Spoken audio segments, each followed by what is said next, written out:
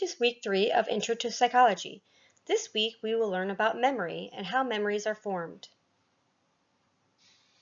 Memory is an organism's ability to perceive, encode, store, organize, retain, and recall information and experiences. Begin with the perception of information from our environment. So we perceive information constantly through our senses, and our senses are sight, hearing, touch, taste, and smell.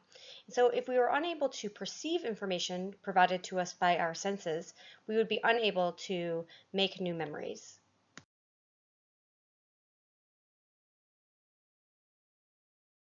Making of memories begins with encoding, and encoding begins with the perception of and selective attention to information received through our senses. So in other words, we're constantly being bombarded with information from our senses, but we're only really selecting certain stimuli or certain information to attend to.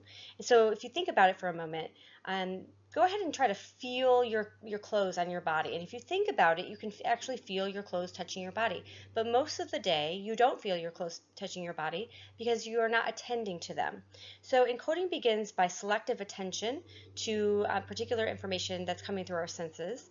And then the encoding process converts the information into a form that can be stored in memory, either short or long-term memory. And honestly, new memories would not be possible without first encoding the information for storage.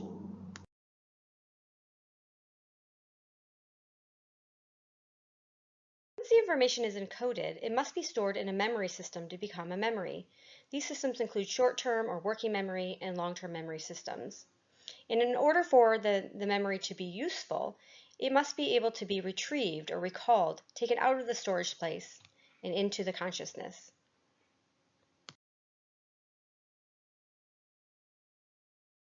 They're not stored in the brain like one might think they are. They're not stored in an organized fashion, like a set of books by the Dewey Decimal System or an organized album of pictures. Instead, our memories should be better thought of as like a jigsaw puzzle. Different parts of the memories are stored in different parts of our brain. And when we're trying to recall a memory, we have to go into our brain and find the different pieces of the memory and piece them back together into a whole that makes sense. This is why sometimes it's difficult to recall the entire memory, or you get the sensation that you can recall almost all of it, but there's something missing. And that's really because it's stored in different parts of the brain, and sometimes those different parts are difficult for us to access.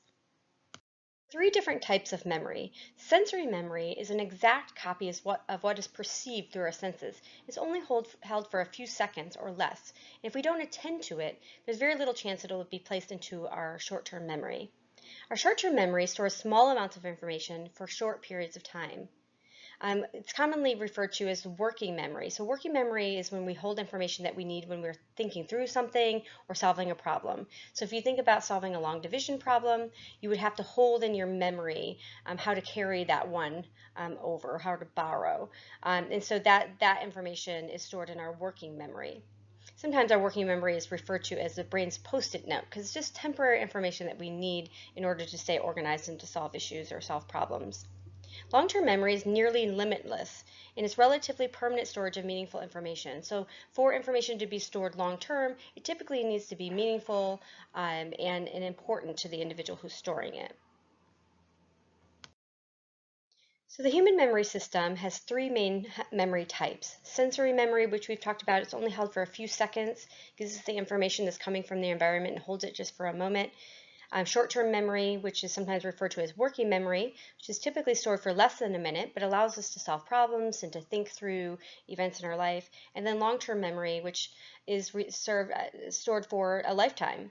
And so long-term memory has different types that are important for us to kind of talk through. There's explicit memory, which are conscious memories, things that we kind of tell ourselves to remember or pay attention to in order to remember. So studying or trying to remember a special event and trying to remember that for a long time. And implicit memory are memories that we acquire through our life experiences that are more implicit. And a lot of times these implicit memories or unconscious memories are procedural in nature. So if you think about when you're driving a car, you're not thinking about each and everything that you're doing. It's an implicit memory, procedural memory of how to drive a car that you don't have to think through every single aspect of how to drive a car. Now, when you were first driving, it was an explicit memory. So you did have to think about, okay, mirror, blinker, blind spot when you were changing lanes. Now, as an adult and somebody who's experienced driver, you just do those things without thinking too much about them. In terms of explicit memory, there's declarative memories, which are facts and events, which are divided into two different types of memory. Episodic memories are events or experiences, and those types of memories, and semantic memories are facts and concepts.